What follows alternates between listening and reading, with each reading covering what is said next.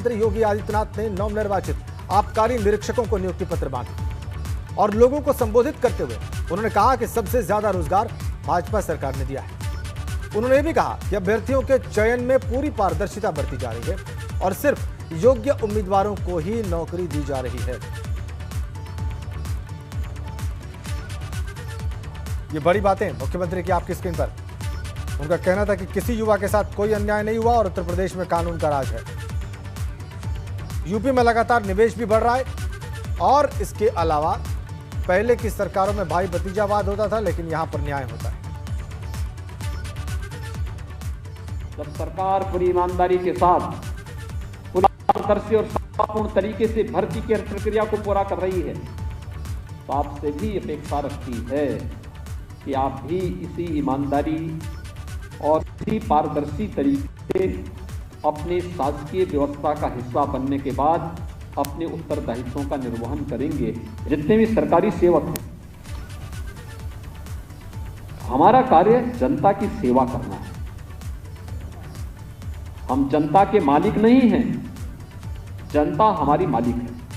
अगर कहीं पर कोई लगता है कि कार्य में ईमानदारी और स्वच्छतापूर्ण तरीके से कार्य की प्रगति को आगे बढ़ाने में कोई रुकावट है, इससे पहले कि अन्याय कर। अब आगे बढ़ते हैं और बात करते हैं उस मंथन के, लेकिन उससे पहले कैबिनेट की मीटिंग के बाद ब्रीफ कर रहे हैं मीडिया को कैबिनेट मंत्री सिद्धार्थ सिंह। संबंधित 3 लोक निर्माण विभाग के कार्य हैं।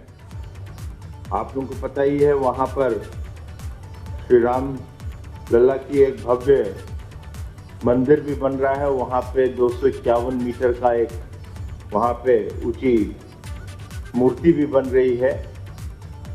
श्रद्धालुओं की जो संख्या आने का अनुमान है, साथ ही साथ वहाँ पर्यटन की दृष्टि से भी उसका एक स्थान बनेगा।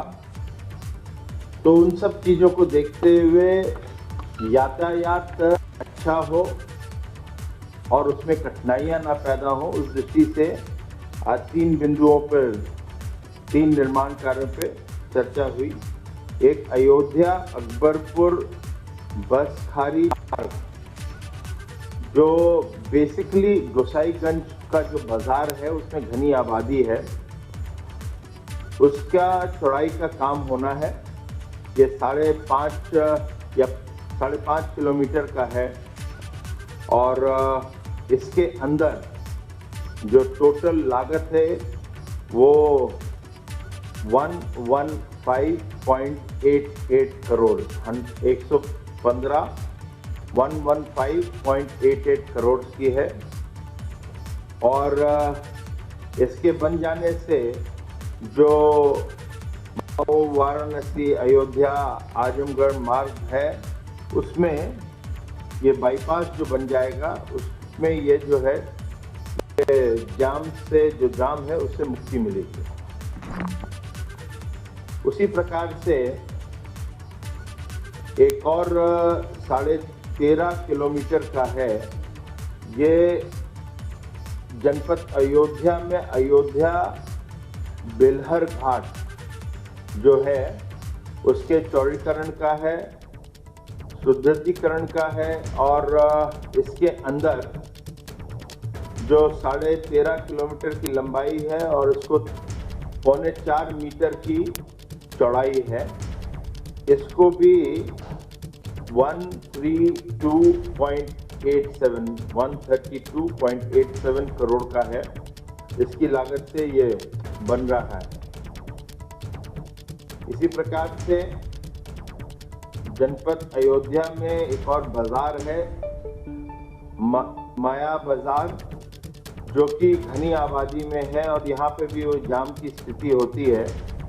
तो उससे छुटकारा पाने के लिए एक 3 किलोमीटर लंबाई का भी बाईपास तैयार किया जा रहा है, जो कि 61.33 करोड़ का है।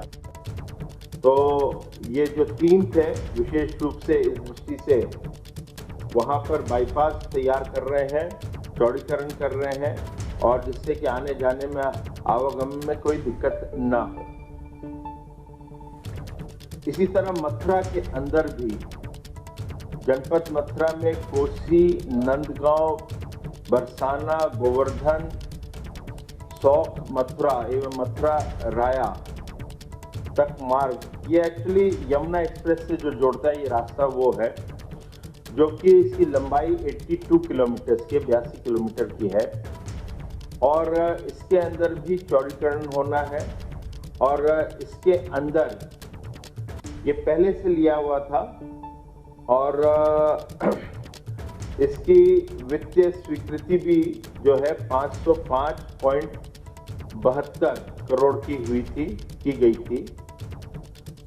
लेकिन इसके अंदर एक कठिनाई आ गई।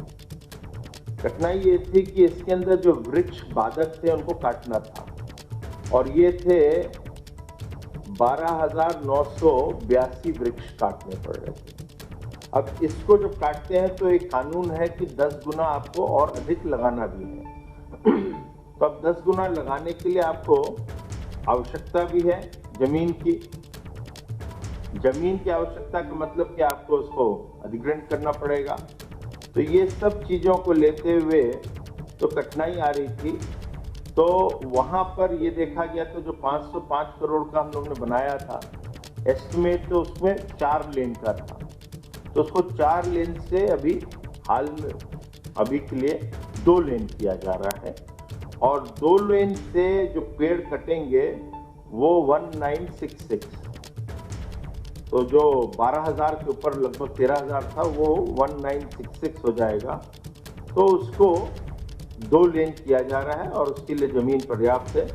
इसका जो फिर अब 505.72 करोड़ का जो 72 करोड़ का है, 505.72 करोड़ वो अब 294.89 करोड़ का हो जाएगा। अगला जो बिंदु है ये भी बाईपास का है। ये अंबेडकर नगर बाजार का बाईपास है। ये एक प्रकार से रोड जो है वो अयोध्या ही जाती है जो कनेक्ट करेगी और जो अंबेडकर नगर की तरफ से आते हैं उनको ये कठिनाई होती है, घनी आबादी के कारण वहाँ पे भी दिक्कत होती है। तो 12.30 किलोमीटर का है और इसकी टोटल लागत जो है 254,254.20 है, 254.20 करोड़ की है।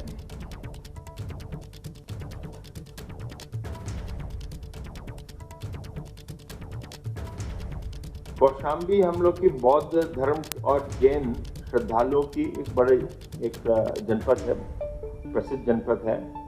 लेकिन वहाँ पे आने जाने के लिए विशेष रूप से प्रयागराज का रेलवे स्टेशन और प्रयागराज का एयरपोर्ट इस्तेमाल भी होता है। तो इसको देखते हुए वहाँ पर पूरा का पूरा एक दोनों जनपदों को जोड़ता हुआ 42.06 किलोमीटर का 4 लेन का एक निर्माण कार्य रोड का होने जा रहा है और इसमें जो कौशाम्बी का जो क्षेत्र पड़ेगा और जो प्रयागराज का क्षेत्र पड़ेगा, प्रयागराज का विशेष रूप से मेरे ही विधानसभा का क्षेत्र है, तो मैं इसलिए मुख्यमंत्री जी, डिप्टी सीएम और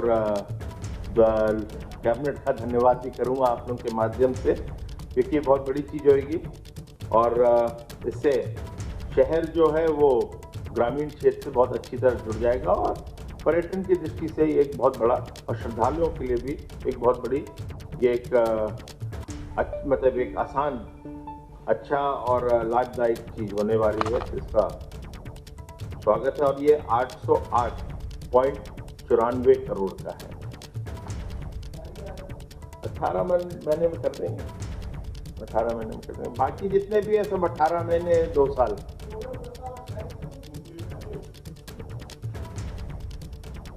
जनपद लखीमपुर खीरी, लखीमपुर से दुधवा राष्ट्रीय जो पार्क है उसको 2 लेन करने का वो रास्ता है, मैं उसको 2 लेन और अच्छा करने के लिए एक प्रस्तावित आया है और इसके लिए पहले किया 2018 में 250 करोड़ का था, मगर फिर से इसको पुनरीक्षित आग्रहण करा गया है क्योंकि इसके अंदर कुछ सामग्री अलग किस्म की लग रही है और मशीन। तो कैबिनेट मंत्री सिद्धार्थनाथ सिंह कैबिनेट के फैसले के बारे में मीडिया को बता रहे हैं। उसमें उन्होंने बताया कि अयोध्या में रास्तों को कैसे बेहतर किया जाएगा, कैसे ट्रैफिक जाम वाले जो क्षेत्र हैं उनको ट्रैफिक से मुक्ति दिलाने की योजना है, और इसके अलावा प्रयागराज के रेलवे स्टेशन और एयरपोर्ट पर कैसे काम चल रहा है कनेक्टिविटी के लिए। आगे बढ़ते हैं और बात करते हैं उस मंथन की जो पूरा तो हो चुका है लेकिन उसका ऐलान होना बाकी है। खबर है कि लखनऊ से दिल्ली तक मंत्रिमंडल विस्तार और विधान परिषद की खाली पड़ी सीटों को लेकर फैसला हो चुका है। दरअसल विधान परिषद की खाली पड़ी 4 सीटों को भरने की कवायद लगभग खत्म हो चुकी है। हाल ही में कांग्रेस से भाजपा में आए जितिन प्रसाद, निषाद पार्टी के अध्यक्ष संजय निषाद को पार्टी विधान परिषद भेज सकती है, और उधर आने वाले वक्त में मंत्रिमंडल विस्तार कर 4 से 6 नए चेहरों को मौका मिल सकता है। आपको बताएं कि विधानसभा चुनाव के पहले ही भाजपा सब कुछ दुरुस्त करने में जुटी हुई है और यह पूरी कवायद भाजपा के मिशन 2022 का हिस्सा है।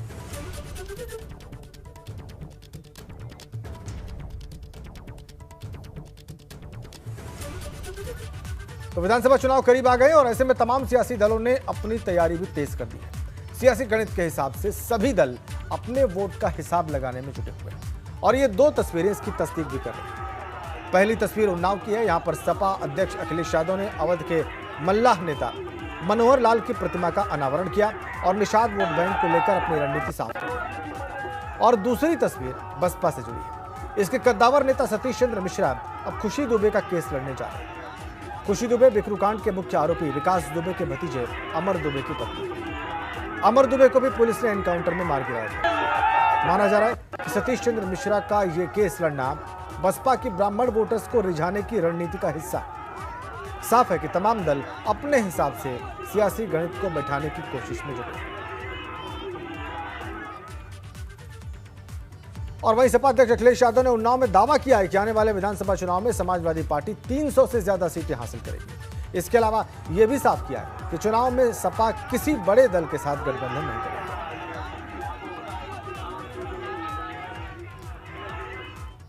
समाजवादी पार्टी ने ये फैसला किया है कि बड़े दलों से गठबंधन नहीं होगा।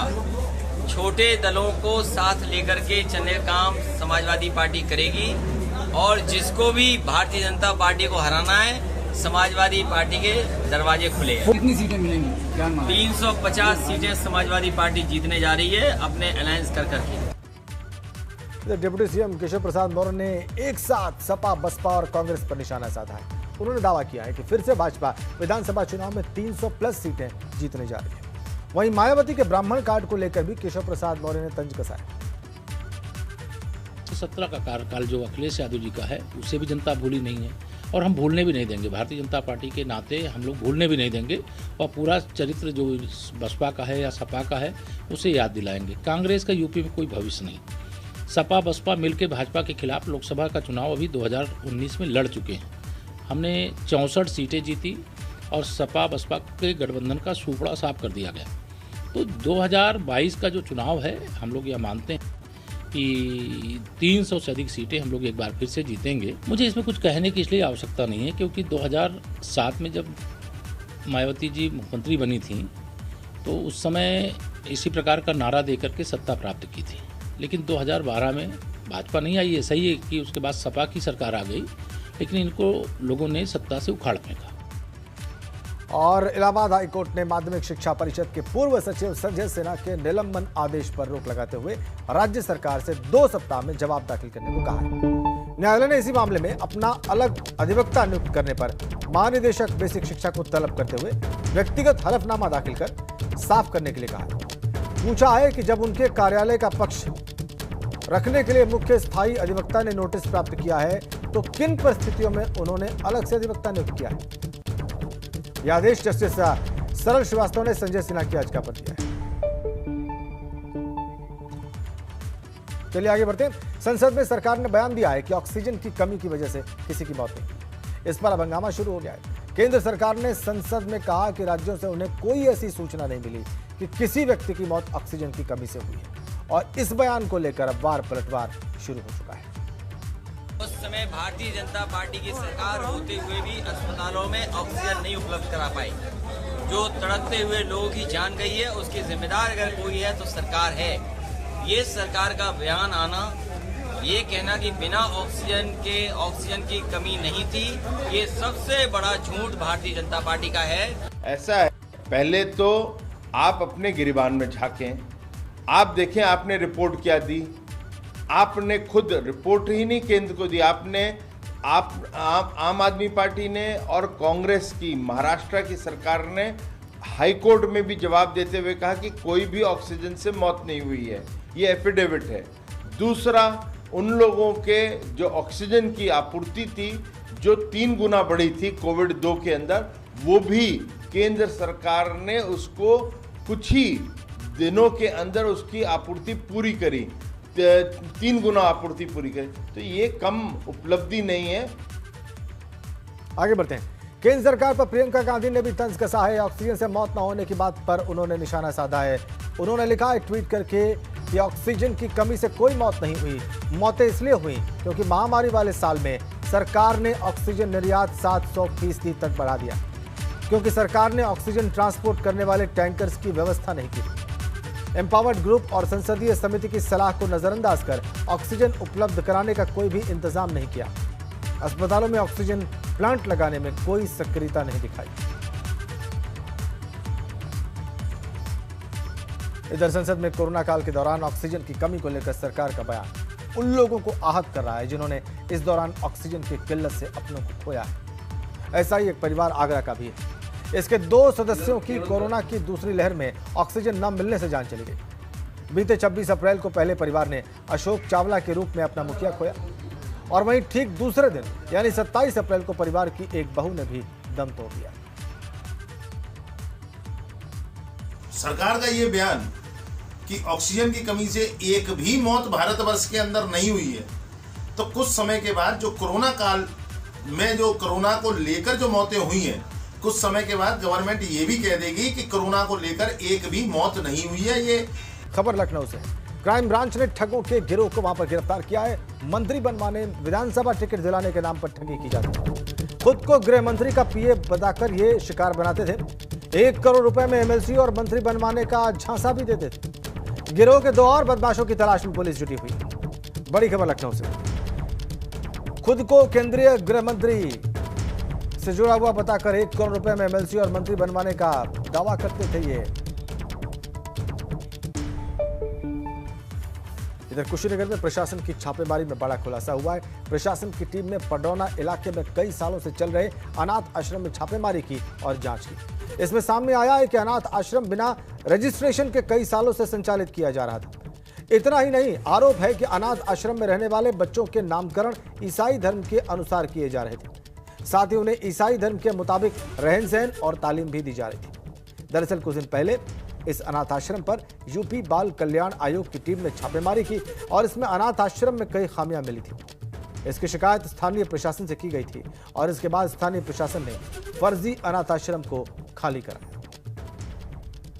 इसको इसलिए हो रहा है कि बच्चों को ले जाकर CWC के सामने पेश किया जाएगा और इस हिसाब से नियमानुसार उनका मेडिकल चेकअप कराकर जो है उनको जो है जहां उनकी सुव्यवस्थित ढंग से रखने की व्यवस्था वहाँ रखें, इसलिए कि इनके पास जो है लीगल पेपर नहीं है। और सरकार ने किसानों को गुरुवार को जंतर मंतर पर प्रदर्शन की इजाजत दे दी है। पुलिस सूत्रों का कहना है कि करीब 200 के आसपास किसान बस के जरिए जंतर मंतर आएंगे और प्रदर्शन करेंगे। पुलिस की निगरानी में किसानों की बस जंतर मंतर पहुंचेगी। यहां पर किसानों को 1 दिन के विरोध प्रदर्शन की इजाजत दी गई। पुलिस से जुड़े सूत्र बताते हैं कि जंतर मंतर पर सुरक्षा इंतजाम किए जा रहे हैं। किसान सुबह 10:30 पर जंतर मंतर पहुंचेंगे और किसान नेताओं ने भी बताया कि जंतर मंतर पर शाम को किसानों की चौपाल लगेगी, जहां पर किसान आंदोलन को आगे बढ़ाने की रणनीति पर चर्चा करेंगे। किसान नेता राकेश टिकैत इसको लेकर जो कुछ कहते हैं आपको दिखाते हैं। 200 लोग जाएंगे और वहां से 10 बजे के आसपास चलेंगे, 9-10 बजे सिंगू बॉर्डर से ही जाएंगे और 4-5 गाड़ियों से जाएंगे, बसों से जाएंगे, अलग अलग जगह से जाएंगे, यहाँ से भी जाएंगे और सब इकट्ठे होंगे, वहाँ से फिर बसों से वहाँ पर जाएंगे।